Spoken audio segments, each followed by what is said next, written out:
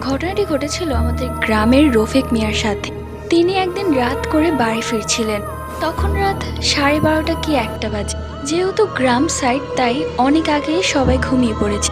তার হাতে ছিল এক বাক্স মিষ্টি। তিনি কাজে থাকা অবস্থায় জানতে পারলেন কালকে তার বড় মেয়েকে ছেলেপক্ষ দেখতে আসবে। তাই তিনি আসার সময় বেশ কিছু মিষ্টি কিনে নিলেন। আর তোমরা হয়তো অনেকেই জানো জিনদের মিষ্টি কতটা পছন্দ। তিনি যখন আসছিলেন ঠিক তখনই তার পেছন থেকে তার নাম ধরে কেউ ডাক দেন, রফিক, এইদিকে আয়, মিষ্টিগুলো দিয়ে যা। এই কথা শুনে তো তিনি প্রচন্ড ভয় পেয়ে যান।